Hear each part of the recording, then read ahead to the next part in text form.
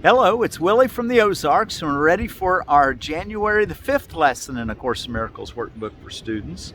Lesson 5, I am never upset for the reason I think. Wow, that is a life-changing idea. I'm never upset for the reason I think. We can always justify our reason for being upset, can't we? But we want to look a little deeper and realize that these thoughts do not mean anything. They're like the things we see in this room. Okay? That was yesterday's lesson. I'm never upset for the reason I think. This idea, like the preceding one, can be used with any person, situation, or event you think is causing you pain. Apply it specifically to whatever you believe is the cause of your upset, using the description of the feeling in whatever term seems accurate to you. The upset may seem to be fear, worry, depression, anxiety, anger, hatred, jealousy, or any number of forms, all of which will be perceived as different. This is not true. However, until you learn that form does not matter, each form becomes a proper subject for the exercises for the day. Applying the same idea to each of them separately is the first step in ultimately recognizing they are all the same. They're all equally disturbing to our peace of mind, he tells us later on. When using the idea for today, I'm never upset for the reason I think. When using the idea for today for a specific perceived cause of an upset in any form, use both the name of the form in which you see the upset and the cause which you ascribe to it. For example, I'm not angry at blank for the reason I think. I'm not afraid of blank for the reason I think. A couple examples there. But again, this should not be substituted for practice periods in which you first search your mind for sources of upset you believe and forms of upset which you think result. In these exercises, more than in the preceding ones, you may find it hard to be indiscriminate and to avoid giving greater weight to some subjects than to others. It might help to precede the exercises with the statement, there are no small upsets. They are all equally disturbing to my peace of mind. There are no small upsets. They are all equally disturbing to my peace of mind. So we want to search our mind for a minute or two. And as we're looking at our mind, whether you see, if your mind's really racing and you see lots of things, yesterday I said you may only see one or two or three things in the minute or so required. I mean, some people may see lots of things that they are disappointed with in that 1 minute. And I didn't want to allude that there wasn't more to look for. Okay? So after you say, it might help to precede the exercise with the statement, there are no small upsets. They are all equally disturbing to my peace of mind. Then examine your mind for whatever is distressing you, regardless of how much or how little you think it is doing so. You may also find yourself less willing to apply today's idea to some perceived sources of upset than to others. If this occurs, think first of this. I cannot keep this form of upset and let the others go. For the purpose of these exercises, then, I will regard them all as the same. Then search your mind for no more than a minute or so and try to identify a number of different forms of upset that are disturbing you, regardless of the relative importance you may give them. Apply the idea for today to each of them, using the name of both the source of the upset as you perceive it and of the feeling or feelings as you experience it. Further examples are, I am not worried about blank for the reason I think. I am not depressed about blank for the reason I think. 3 or 4 times during the day are enough. And let's talk a little bit more, real briefly, I'd said follow your guidance if you're a second-year student about whether or not you want to do it just exactly the way it says. The benefit of doing it just the way he says it and forgetting your past learning is that it gives you a chance to kind of eliminate problems you may have developed in your you don't want to have a resistant feeling in your meditations or in your practice periods, as he calls them, these quiet times of introspection and searching. And sometimes it's better just to start from a real gentle place of that you really don't have anything to do, just to be at peace. On the other hand, some of you people really get a lot out of your quiet times that you developed the first year through. So I don't want you to not keep that alive. If it's really beneficial and encouraging to you, well then do the lesson like I said, and then after you're finished, in the morning or in the evening or throughout the day, spend a little longer in the quiet. And you can, in other words, if you're already been through the lesson once, or the workbook once, and now you're trying to really get it right, it's okay to spend a little extra time on these than what he says. But I wouldn't do too much, because you remember sometimes we're kind of blind at our own problems, and we want to take things easy, kind of the way he says it. But at the same time, if you've made certain ground in your first way through the book or some other practices that you've used, well then I want to encourage you to ultimately, we want to reach that place where we do spend a lengthy amount of time throughout the year. You know, the goal of the first portion of A Course in Miracles, which is about halfway through, where the undoing process, you'll reach about 15 minutes of quiet twice a day. And so I want to encourage you, if you're already doing that, I don't want you to throw that out, is all I'm trying to say. Follow your internal teacher, though. There's so many different variables that I can't really just say one option applies to everyone. Okay? So today, I'm never upset for the reason I think. Be sure to do that, a minute or two of mind searching and apply these ideas, saying, identifying the specific cause of upset and what it's causing, what its associated feeling or upsetness is doing for you. All right, and specify it, and then tell yourself, but I'm never upset for the reason I think. I cannot keep this form of upset and let the others go. For the purpose of these exercises, then, I will regard them all the same. I'm never upset about blank for the reason I think. So I hope you do well on that lesson today. Let's go back and take a look at some of our highlights in chapter 1 on Miracle Principle 49. The Holy Spirit is the highest communication medium. Miracles do not involve this type of communication because they are temporary communication devices. Revelation is not reciprocal. It is always from God to man. The miracle is reciprocal because it involves equality. So he talks about in Miracle Principle 49, I skipped the middle part of that. I'm going to skip a lot in these principles. I just want to bring your mind to a few of the highlights that I really want to kind of encourage you about. But just think about this. Revelation is from God to man, and miracles are exchanges between equals, between us brothers. Okay?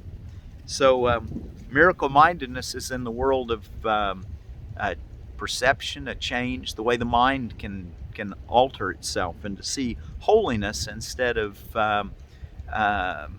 dividedness, division, sin. We can see holiness. All right, and that's the realm of miracles. Miracle Principle 50.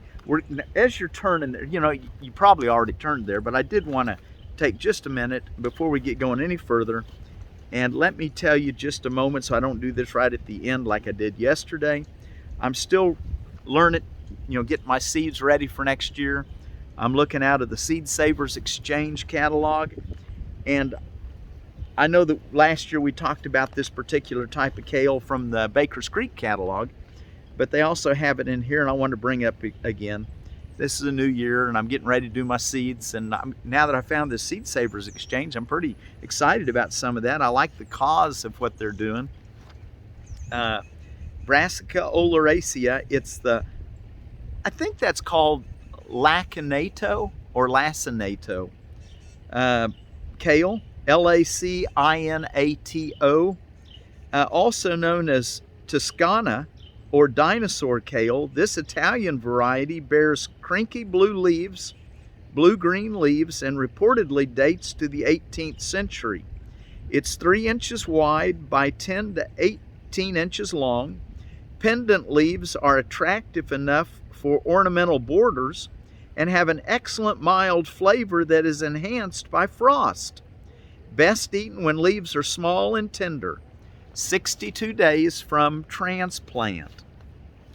All right, so basically I'm just going through and making some marks of the seeds that I intend on getting and planting. I can see that as a nice border that you could just pick and eat. All right, Miracle Principle 50. If you're on the Introduction to Miracles, and you've turned there now,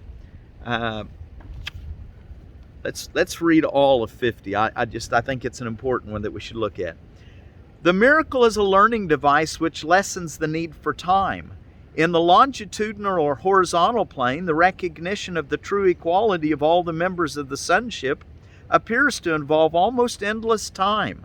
However, the sudden shift from horizontal to vertical perception which the miracle entails introduces an interval from which the doer and the receiver both emerge much farther along in time than they would otherwise have been. The miracle thus has the unique property of shortening time by rendering the space of time it occupies unnecessary. There is no relationship between the time a miracle takes and the time it covers. It substitutes for learning that might have taken thousands of years. Wow. What we might have taken thousands of years to learn? We can learn it in a moment, in an instant. I'm all for that. How about you guys? It does this by the underlying recognition of perfect equality and holiness between the doer and the receiver, on which the miracle rests. We said before that the miracle abolishes time. It does this by a process of collapsing it and thus abolishing certain intervals within it. It does this, however, within the larger temporal sequence. It establishes an out-of-pattern time interval which is not under the usual laws of time. Only in this sense is it timeless. By collapsing time, it literally saves time. Much as daylight saving time does, it rearranges the distribution of light. Okay, in Miracle Principle 51, the miracle is the only device which man has at his immediate disposal for controlling time. Only revelation transcends it, having nothing to do with time at all. And if you'll notice, we're on Miracle Principle 51, which in the Foundation for Inner Peace's edited version, we only list 50, and they're arranged a little differently. And so, I encourage you to get a book or to go on the jcim.net website to read the original edition if you want to follow along with me. You might have your computer out while you're watching on your another screen, and then you could follow along until you get a book. I'd encourage you to have a copy of the book. That way, if you don't have internet, and if I for some reason don't get uploaded, I always want all my students to know, do your lesson on your own, even if I'm not here to spur you along. I hope I'm an encouragement to you, but if I'm not, for some reason can't get uploaded, or for some reason you can't get it on your device, well then do your lesson. That's my point I'm trying to make. Okay, so only revelation. Let's see. While he believes he is in a body, however, man can choose between loveless and miraculous channels of expression. Let's back up. Miracle Principle 51. The miracle is the only device which man has at his immediate disposal for controlling time. Only revelation transcends time, having nothing to do with time at all. While he believes he is a body, however, man can choose between loveless and miraculous channels of expression. That was a strong wind. Blew my camera off. I got it right before it fell, though. He can make an empty shell, but he cannot express nothing at all. He can wait, delay, paralyze himself, reduce his creativity to almost nothing. But he cannot abolish his creativity. He can destroy his medium of communication, but not his potential. And I'm going to set something here, hopefully keep that from happening again. That wind's strong out here. I'm down here in the hollow down by Silver Creek is where I'm recording it, at my friend John's, just outside of Joplin. I love this, and this is still in Miracle Principle 51. There's quite a bit here. Except you become as little children means that unless you fully recognize your complete dependence on God, you cannot know the real power of the Son and his true relationship with the Father. You who want peace can find it only by complete forgiveness. You never really wanted peace before, so there was no point in being told how to achieve it. That's what's brought us together, is your desire for peace, is what he's saying. No learning is acquired by anyone unless he wants to learn it and believes in some way that he needs it.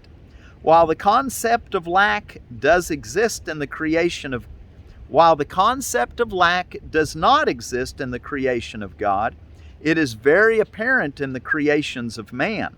It is, in fact, the essential difference in them. A need implies lack by definition. It involves the recognition that you would be better off in a state which is somehow different from the one you are in. Until the separation, which is a better term for the fall, nothing was lacking. All behavior is essentially motivated by needs. Each one acts according to the particular hierarchy of needs he establishes for himself. His hierarchy, in turn, depends on his perception of what he is, that is, what he lacks. A sense of separation from God is the only lack he really needs to correct. This sense of separation would never have occurred if he had not distorted his perception of truth and thus perceived himself as lacking. The concept of a need hierarchy, or a corollary to the original error that man can be separated from God, requires correction at its own level before the error of perceiving levels at all can be corrected. The physical world exists only because man can use it to correct his unbelief, which placed him in it originally. He can never control the effects of fear himself because he made fear and believes in what he made. In attitude, then, though not in content, he resembles his own Creator, who has perfect faith in his creations because he created them. Belief in a creation produces its existence.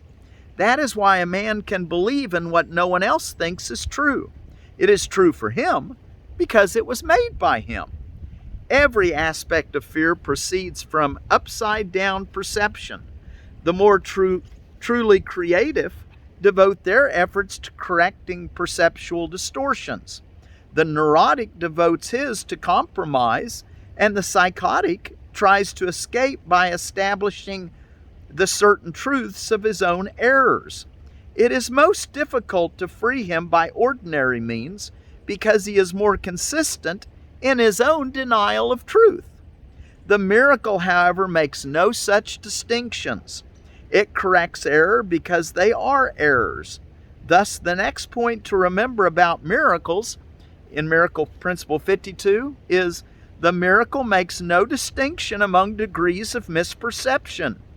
It is a device for perception correction, effective quite apart from either the degree or the direction of the error. Miracle Principle 53. The miracle compares what man has made with the higher level creation, accepting what is in accord as true and rejecting the discordant as false.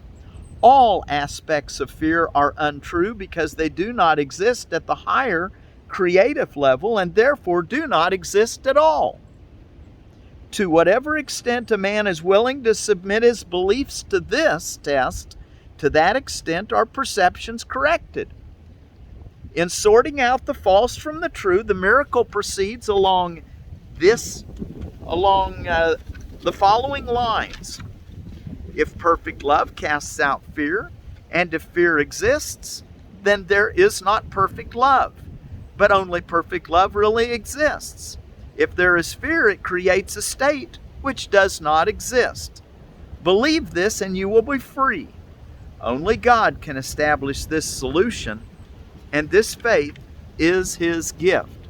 Remember the Bible in 1 John says perfect love casts out fear? Well, He's developing this idea. Let me look at it again. We're going to stop there and go back and look at our manual for teachers. The miracle compares what man has made with the higher level creation, accepting what is in accord as true and rejecting the discordant as false. All aspects of fear are untrue because they do not exist at the higher creative level and therefore do not exist at all. To whatever extent a man is willing to submit his beliefs to this test, so to that extent are perceptions corrected.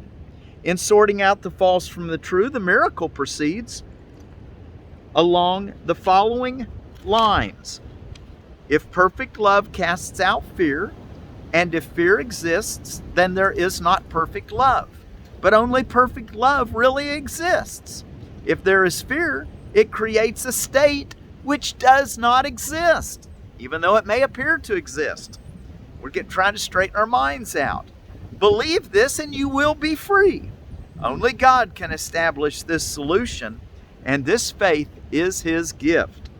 All right, let's take a look now at our manual for teachers. We're ready for lesson 3. What are the levels of teaching? The teachers of God have no set teaching level. Each teaching-learning situation involves a different relationship at the beginning, although the ultimate goal is always the same: to make the relationship a holy relationship in which both can look upon the Son of God as sinless. There is no one from whom a teacher of God cannot learn, so there is no one whom he cannot teach. However, from a practical point of view, he cannot meet everyone, nor can everyone find him. Therefore, the plan includes very specific contacts to be made for each teacher of God. There are no accidents in salvation. Those who are to meet will meet, because together they have the potential for a holy relationship. They are ready for each other. The simplest level of teaching appears to be quite superficial. It consists of what seem to be very casual encounters: a chance meeting of two apparent strangers in an elevator, a child who is not looking where he is going running into an adult by accident, two students who happen to walk home together, and the by accident was in quotes. There's no accidents, are there? There are no chance encounters. Each of them has the potential for becoming a teaching-learning situation. Perhaps the seeming strangers in the elevator will smile to one another. Perhaps the man will not scold the child for bumping into him. Perhaps the students will become friends. Even at the level of the most casual encounters, it is possible for two people to lose sight of separate interests, if only for a moment. That moment will be enough. Salvation has come. It is difficult to understand that levels of teaching the universal course is a concept as meaningless in reality as is time. The illusion of one permits the illusion of the other. In time, the teacher of God seems to begin to change his mind about the world with the single decision, and then learns more and more about the new direction as he teaches it. We have covered the illusion of time already, but the illusion of levels of teaching seems to be something different. Perhaps the best way to demonstrate that these levels cannot exist is simply to say that any level of the teaching-learning situation is part of God's plan for atonement. and His plan can have no levels, being a reflection of His will. Salvation is always ready and always there. God's teachers work at different levels, but the result is always the same. Each teaching-learning situation is maximal in the sense that each person involved will learn the most that he can from the other person at that time. In this sense, and in this sense only, we can speak of levels of teaching. Using the term in this way, the second level of teaching is a more sustained relationship in which for a time two people enter into a fairly intense teaching-learning situation and then appear to separate. As with the first level, these meetings are not accidental, nor is what appears to be the end of the relationship a real end. Again, each has learned the most he can at the time, yet all who meet will someday meet again. Yet all who meet will someday meet again. For it is the destiny of all relationships to become holy. God is not mistaken in His Son. And the last paragraph, the third level of teaching occurs in relationships which, once they are formed, are lifelong. These are teaching-learning situations in which each person is given a chosen learning partner who presents him with unlimited opportunities for learning. These relationships are generally few because their existence implies that those involved have reached a stage simultaneously in which the teaching-learning balance is actually perfect. This does not mean that they necessarily recognize this. In fact, they generally do not. They may even be quite hostile to each other for some time and perhaps for life. Yet should they decide to learn it, the perfect lesson is before them and can be learned. And if they decide to learn that lesson, they become the saviors of the teachers who falter and may even seem to fail. No teacher of God can fail to find the help he needs. So let's not let our hostility towards our brothers be for life. Let's go ahead and learn the lesson now. Why wait? Okay. So until tomorrow, be sure to do your lesson 4 times. I'm never upset for the reason I think. I am never upset for the reason I think. Specify what you're thinking, and be sure to remind yourself there are no small upsets. They are all equally disturbing to my peace of mind. But be sure to note what thoughts you're thinking and what upsets you're having, telling yourself, I'm not worried about blank for the reason I think, or I'm not angry about blank for the reason I think. Be sure to do that a few times today. All right? I'm never upset for the reason I think. And I will see you tomorrow. Thank you all very much.